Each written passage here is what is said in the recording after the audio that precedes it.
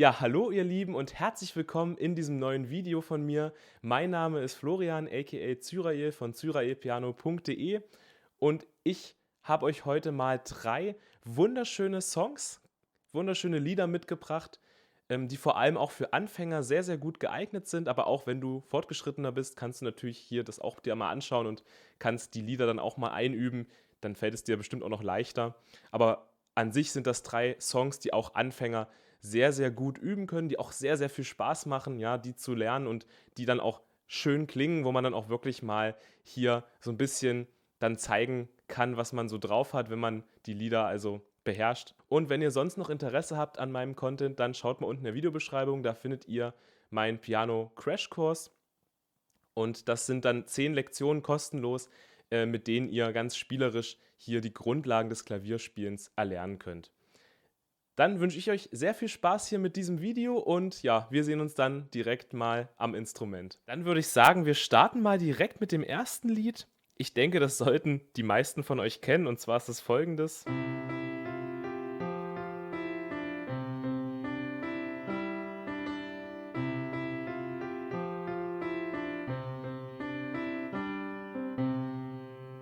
Freude schöner Götterfunken. Wir machen das jetzt wie folgt bei allen 3 Liedern. Ich zeige euch erst, was die rechte Hand spielt und dann, was die linke Hand mit dazu spielt. Haltepedal lassen wir erstmal weg. Da sage ich zum Ende des Videos nochmal was dazu. Okay, also Freude schöner Götterfunken. Wir spielen also auf der rechten Hand folgende Melodie.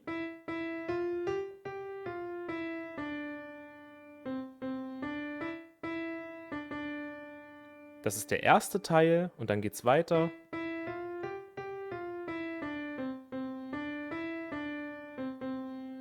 Bis dahin, das ist es schon. Ja, das ist hier Freude schöner Götterfunken. Ganz wichtig, dass wir immer schön gleichmäßig die Töne anschlagen und dass wir auf die Fingerhaltung achten. Also hier können wir ganz easy auf der rechten Hand mit jedem Finger auf einer Taste liegen bleiben. Ne? Wir spielen hier in C-Dur und der Daumen liegt auf dem C und die anderen Finger reihen sich danach ein. Und spielen dann also hier beginnend auf dem E, zweimal das E, dann das F, dann das G, nochmal das G, F, E, D.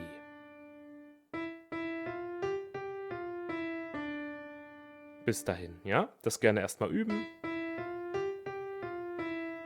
Und dann geht's weiter. Wir spielen C, C, D, E, E, D, D. Ja? Da, da, da, da, da, da, da. Okay, nochmal beides zusammen.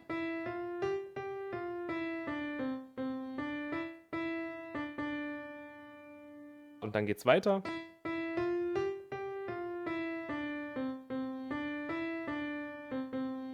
Ganz einfach, es ist im Prinzip nochmal dasselbe. Wir fangen wieder hier beim E an. Genau dasselbe wie der allererste Abschnitt, aber jetzt ein bisschen anders. Jetzt enden wir hier auf dem C zweimal, ne? C, C, D, E, D, C, C.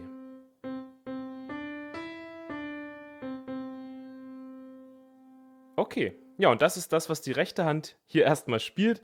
Gar nicht so schwer, klingt aber wunderschön, wunderschöne Melodie, die Europahymne, ja.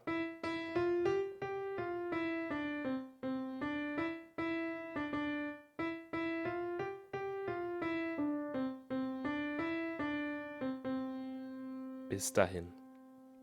So, und jetzt nehmen wir die linke Hand einfach mal mit dazu. Und die linke Hand spielt immer den Grundton mit.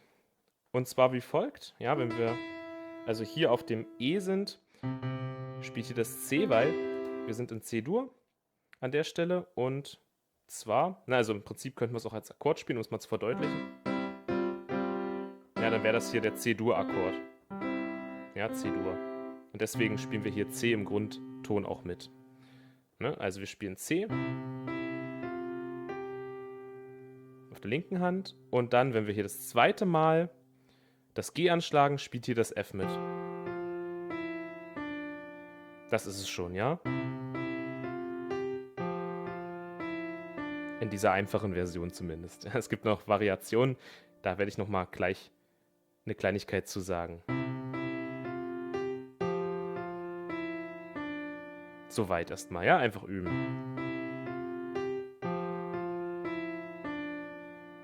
Dann geht's weiter. Wieder C. Hier spielt auch das C dann gleich mit, wenn wir hier das C anschlagen. Ja, also nochmal. Und dann, wenn wir nochmal hier das E anschlagen, spielt hier das G. Ja. Okay, also nochmal der ganze Abschnitt zusammen.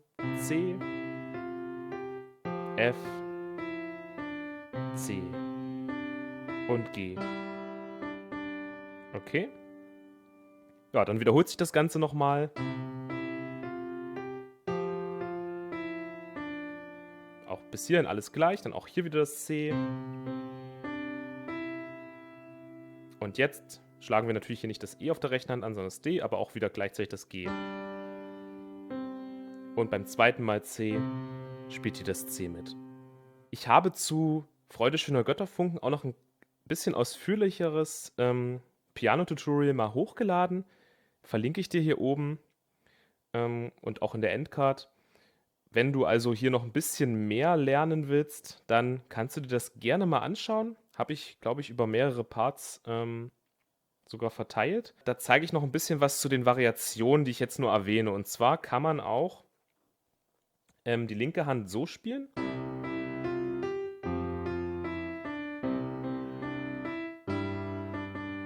Einerseits hier also in diesen Oktaven, also du kannst immer auch, egal bei welchem Song, diesen Ton, den du hier einzeln anschlägst, natürlich auch immer in der Oktave anschlagen, ja. Das heißt, du schlägst ihn einmal hier das F hier unten und auch hier oben an. Das ist immer möglich und was ich gerne mache bei Freude schöner Götterfunken ist folgendes. Da nehme ich mal das Haltepedal mit dazu, damit es noch besser rüberkommt, wie schön das klingt. Und zwar...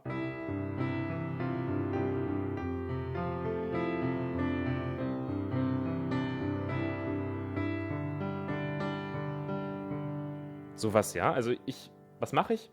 Ich schlage also den Ton nicht einzeln an, sondern ich spiele im Prinzip, ne, das ist auch C-Dur, das ist der C-Dur-Akkord. Das ist ja hier oben auch wieder C-Dur, ne? Ich schlage das also hier so nacheinander an, ja?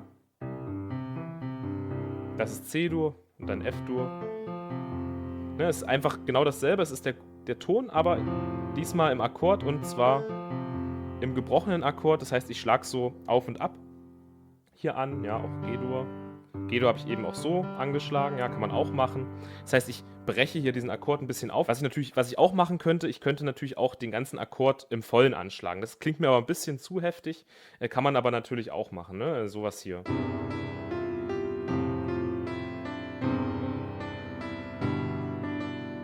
Geht auch, ja, das wäre jetzt also nicht nacheinander, sondern der ganze Akkord angeschlagen. Man kann dann auch hier den zweiten Ton weglassen, dann klingt es nicht ganz so voll.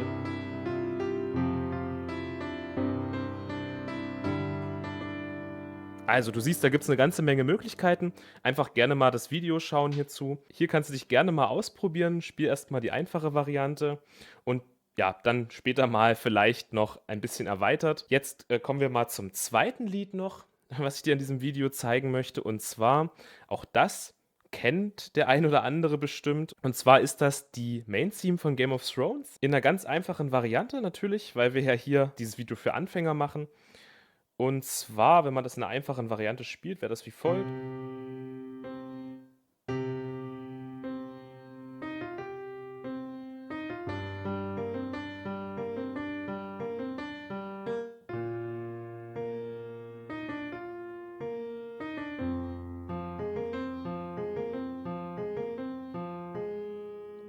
So, das ist also die Game of Thrones Main Theme. Das Ganze kann man natürlich dann auch noch ein bisschen erweitert spielen. Das zeige ich dir dann gleich im Anschluss. Jetzt erstmal die, sage ich mal, Standardvariante, Grundversion. Also rechte Hand wieder zuerst.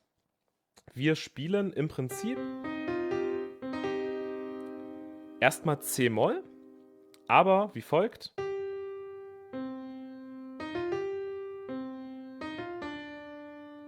Das ist der erste Abschnitt hier, ja? Also, wir fangen hier beim G an. G, C, Dis, F, G, C. Dis, F, D.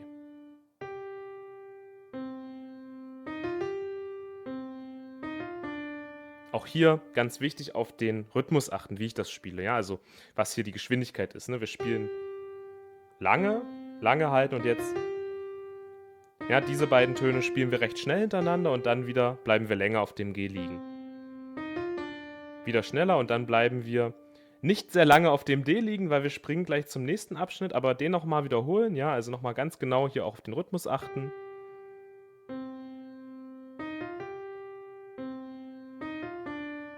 Ja, bis dahin. Dann zack, geht hier der Daumen rüber. Und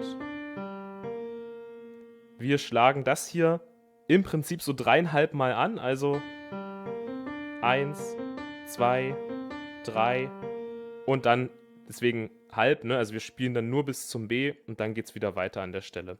Wieder auf den Rhythmus achten.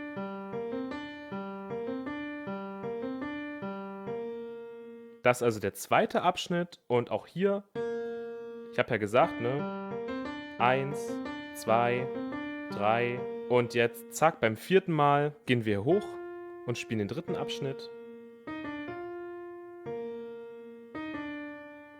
Bis dahin auch wieder. Zum Rhythmus muss ich jetzt nichts mehr sagen, das ist genau derselbe wie im ersten Abschnitt, also ne, wir schlagen hier etwas länger das F an, etwas länger das B und dann wieder die beiden Töne dazwischen. Ja, also die wieder ein bisschen kürzer dann, also schneller, ne?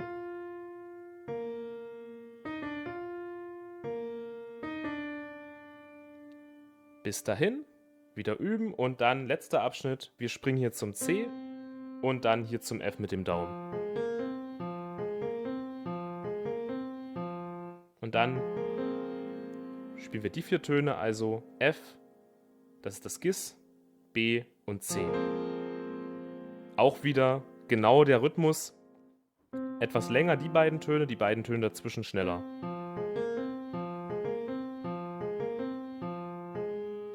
Auch wieder 3,5 Mal und dann enden wir hier auf diesem Gis und dann geht es hier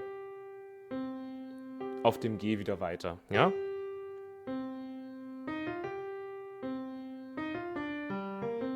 Und dann geht es wieder von vorne los.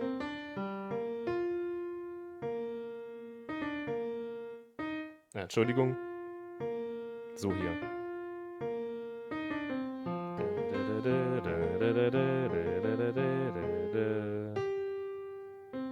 Und so weiter und so fort. Das ist die kleine Melodie hier aus dieser Main-Theme von Game of Thrones.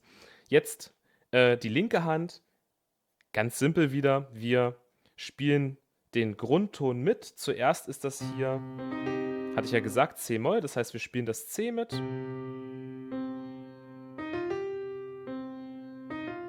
Ja, bis dahin. Jetzt kommt der nächste Abschnitt. Dann spielen wir hier das G. Ne, wir sind jetzt hier G-Moll.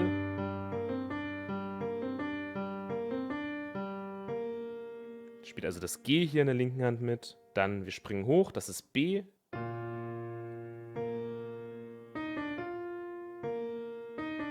Und zu guter Letzt F. Also hier F in der linken Hand. Ne? Also C, G, B und F. Entschuldigung, F. Ja, das ist hier also das, was die linke Hand mitspielt, gar nicht so schwer, einfach wirklich dieser Grundakkord. Jetzt kann man das Ganze auch hier wieder natürlich deutlich verfeinern. Erstens mal wieder Oktave.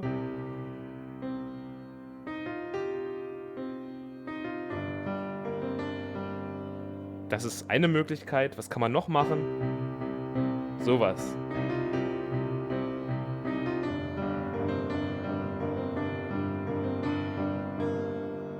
Dass wir hier die ganze Zeit einen Rhythmus auf der linken Hand spielen. Und dann die rechte Hand mit dazu nehmen. Ja?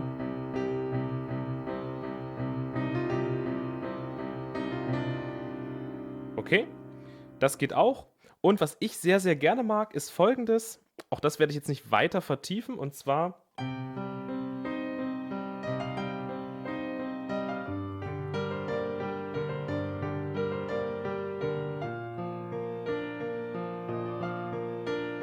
sowas, ja. Also das ist auch wieder das, was wir schon bei Freude schöner Götterfunken hatten, dass ich jetzt also, ne, hier, ich könnte auch das hier noch so spielen, aber ich lasse hier das Dis an der Stelle weg und spiele diesen F-Moll-Akkord einfach aufwärts und wieder abwärts, ne, genauso hier. G-Moll genauso, ja, also, dass wir diese Akkorde B-Dur und F-Moll, dass wir das also wieder aufwärts und abwärts spielen. Das also noch als mögliche Variationen hier, um dir mal ein paar Anreize noch zu geben, aber wie gesagt, spiel's wieder erstmal in der Grundversion. Da klingt es auch schon sehr, sehr schön. Und ja, wenn du hier noch ein bisschen vertiefter reingehen willst, kleine Werbung an dieser Stelle mal zwischendurch, findest du unten in der Videobeschreibung findest du meinen Piano-Cover-Kurs zu Game of Thrones, zu der Main-Theme, wo ich dir genau diese Variante, ja, also diese hier,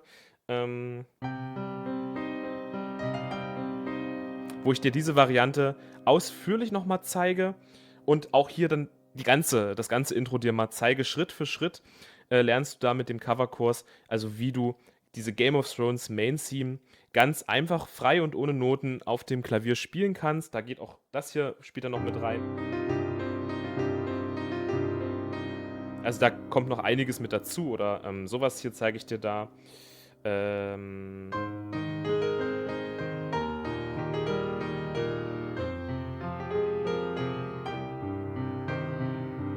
Und so weiter und so fort. Also gerne mal reinschauen, wenn du hier noch ein bisschen mehr lernen willst zu Game of Thrones, also wenn du diese ganze Main-Theme lernen willst, dann gerne mal da den Link in der Videobeschreibung checken und gerne teilnehmen an meinem Coverkurs. Jetzt kommen wir mal noch zur letzten kleinen Melodie, zum letzten kleinen Song und der ist wieder etwas einfacher. Nochmal zum Abschluss und zwar ist das folgende Melodie, ich spiele sie dir einmal vor.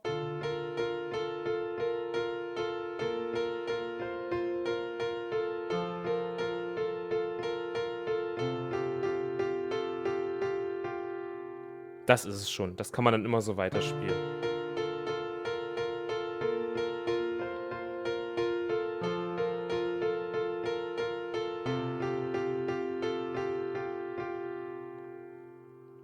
Schöne kleine Melodie, oder? Also habe ich mir selber hier so ein bisschen kreiert. Ist jetzt kein bestimmtes Lied, habe ich einfach mal selber mir so gebastelt, fand ich, klingt sehr schön und wollte ich dir nicht vorenthalten und ist an der Stelle jetzt auch noch mal ein bisschen einfacher. Also wir spielen hier, ja, wir sind eigentlich in F-Dur und spielen also das hier, ja?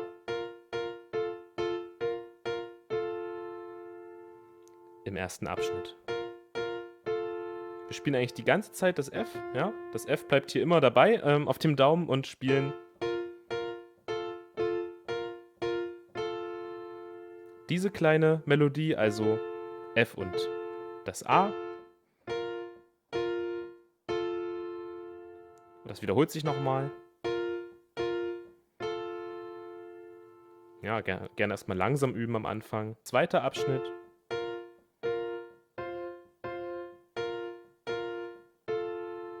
Ist dieser hier, jetzt gehen wir hier zum C hoch, also nochmal. Einmal.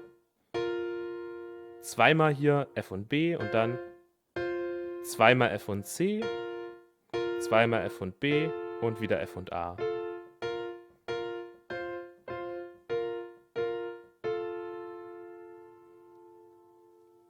kannst hier auch ganz entspannt wieder Fingertechnik, ja, ganz entspannt hier mit den Fingern liegen bleiben. Mittelfinger schlägt hier oben das B an und der Zeigefinger hier das C. Dann geht's weiter, das wiederholt sich nochmal. Das hatten wir schon. Und jetzt der letzte Abschnitt. Ist dieser hier, also einmal A und C und dann 1, 2, 3 und wieder A und C, 1, 2, 3. Okay. Ja, und das ist schon das, was die rechte Hand hier spielt. Jetzt die linke Hand mit dazu. Auf der linken Hand spielen wir 4 Grundtöne mit. Und zwar sind das 4 Grundtöne natürlich der F-Dur-Tonleiter. Und zunächst ist das hier das D für D-Moll, dann das B, dann das F und das C. Das ist also die parallele Molltonart ist das zum F, die mitspielt. Der 4. Ton, der 1. Ton, das F und der 5. Ton. Also Moll, 4, 1, 5 im Prinzip. Ja, das ist jetzt mal so ein bisschen Nummernsystem. Musst du dir nicht weiter merken. Ganz wichtig einfach nur D, B, F und C. Ja, und das spielen wir dann also parallel zur rechten Hand. Und zwar wie folgt. Wir fangen an mit dem D.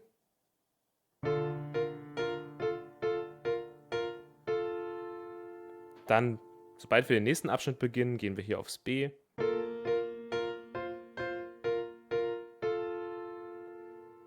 Dann nächster Abschnitt zum F. Und zum C.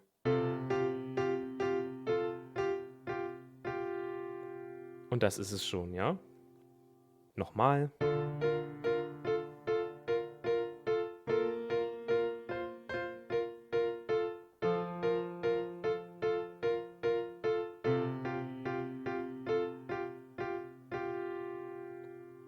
Mehr ist es nicht. Hier einfach wieder den Grundton mitspielen. Hier ist ganz wichtig, so ein bisschen Gefühl auch mit reinzubringen. Also es wird jetzt nicht einfach nur so abspielen. Wir können da ein bisschen Gefühl reinbringen, ja, sodass wir also hier lauter, leiser auch werden, so ein bisschen auch Pausen mit einbauen, um das so ein bisschen gefühlvoller noch zu gestalten. Das ist immer sehr, sehr geil, sowas ganz natürlich mit einfließen zu lassen in so ein Lied, ja.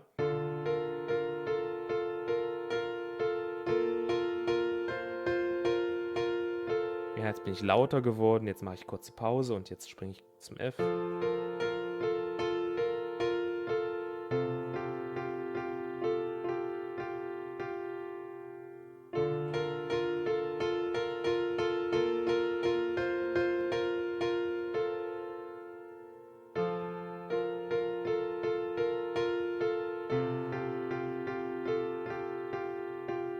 Also, du hörst es, denke ich, ein bisschen Gefühl auch in die Sache mit reinbringen. Ja, und dann können wir natürlich auch wieder hier die linke Hand auch anders anschlagen. Auch wieder im Akkord. Entschuldige, in der Oktave meine ich natürlich, nicht im Akkord, in der Oktave. Natürlich auch im Akkord geht auch, ja, also.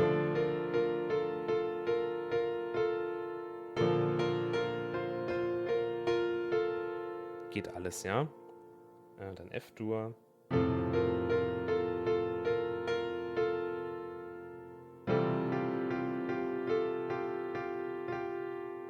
Als Beispiel. Was wir auch machen können, das würde ich dir jetzt noch als kleine Variation mal zeigen, finde ich hier an der Stelle passt es irgendwie, und zwar, wenn wir die Oktave so im Wechselanschlag hier anschlagen. Finde ich auch nicht schlecht, ne? Wir schlagen also immer kleinen Finger und Daumen hier so im Wechselanschlag an.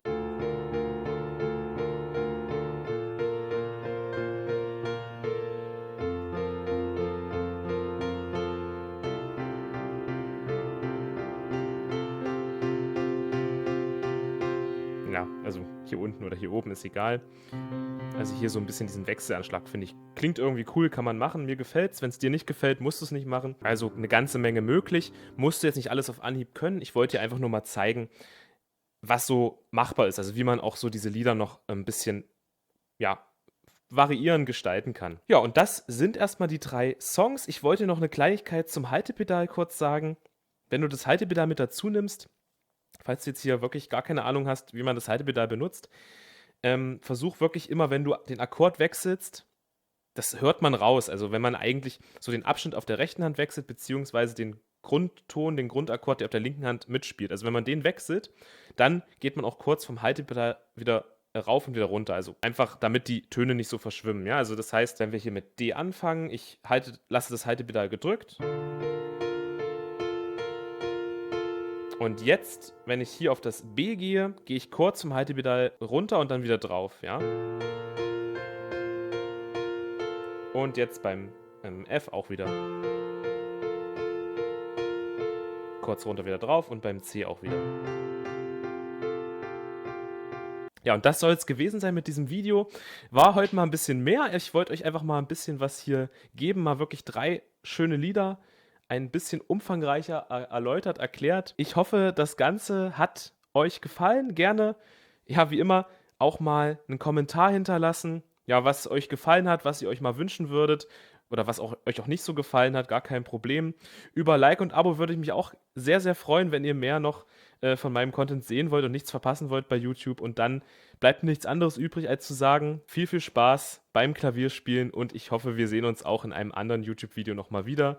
Bis dahin, euer Zyrael und ja, euch eine wunderschöne Woche, noch einen wunderschönen Tag. Bis dann.